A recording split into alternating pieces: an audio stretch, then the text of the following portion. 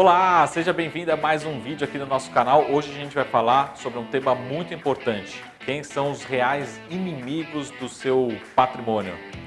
Vamos ver? Uma pergunta muito recorrente é a gente entender, principalmente quando a gente faz investimentos, não só investimentos em ações, em títulos públicos, fundos imobiliários, mas entender principalmente os riscos, envolvidos nesses tipos de investimentos. Primeiro a gente precisa entender, lógico que saindo dos investimentos mais seguros, ali até mesmo a poupança, tradicionais títulos de renda fixa, depois a gente começa a ter realmente uma trajetória de risco nesses investimentos, Seja um título público, seja um fundo imobiliário, seja realmente de fato um investimento em ações, todos eles embutem algum nível de risco, Alguns mais, outros menos, mas todos eles têm risco sim. E até por isso que no longo prazo a gente espera que, lógico, esse tipo de título, esse tipo de investimento tenha um retorno maior do que os investimentos mais seguros, ou seja, que esse risco compense ao longo do tempo. Então, esse é uma das principais medidas de risco, conhecido como, por exemplo, volatilidade. Teoricamente, quanto mais oscilar, maior é a percepção de risco do seu investimento.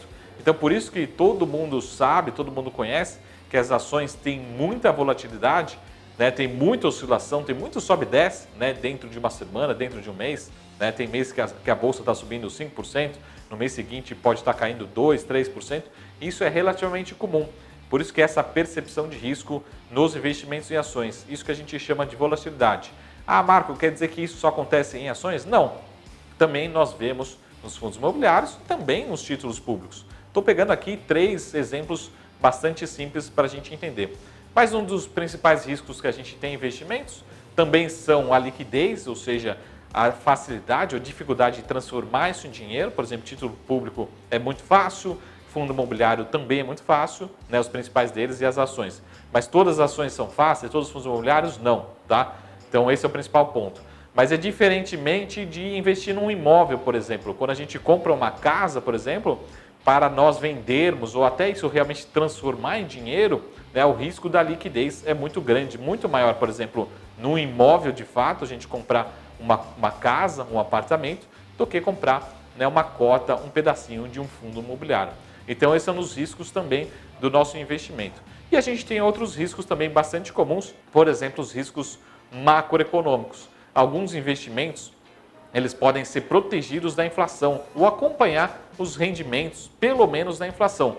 Outros podem se desvalorizar quando a gente tem um cenário de inflação mais alta, tá? Então, também você, como investidor, precisa entender, num cenário de estresse ou num cenário de inflação maior, será que o meu investimento ele tende a se valorizar ou ele tende a se desvalorizar? Então, é lógico que todo cenário de inflação descontrolada, a gente tem um cenário que pode ser prejudicial para todos os principais investimentos. Mas é mais importante a gente sempre lembrar do vídeo anterior, dos vídeos anteriores, sobre o conceito de diversificação.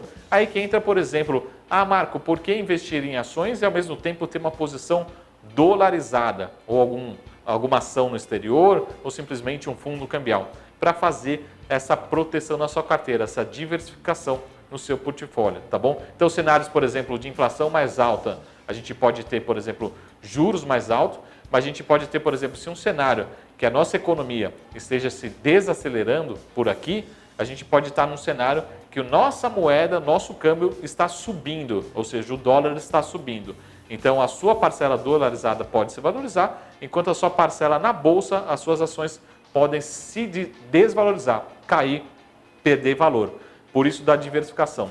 Então, a gente vai procurar no longo prazo ter maiores riscos, mas a gente precisa sempre pensar no portfólio para ter esse balanço, tá bom? Então a gente tem vários riscos aqui que podem ser inimigos para o seu patrimônio, mas lembrando os vídeos anteriores, uma boa diversificação, você pode ter bons retornos até mesmo com riscos menores. Então, não necessariamente sempre, quanto maior o risco, maior o retorno. Uma carteira muito bem balanceada, muito bem diversificada, você tem bons retornos potenciais, mas talvez com risco até mesmo menor, tá? Então sempre é bom entender, mas eu destaco aqui alguns riscos do seu investimento. O risco de liquidez, que a gente acabou de ver, o risco de volatilidade de oscilação, tá? E também o risco macroeconômico, principalmente o risco da inflação e dos juros, tá bom? Sempre é bom entender o lado do risco e ver qual que é o potencial em diferentes cenários da economia local e mundial, tá bom? Então a gente se vê daqui a pouquinho no próximo vídeo. Lembra sempre de se inscrever no canal. Até mais, tchau!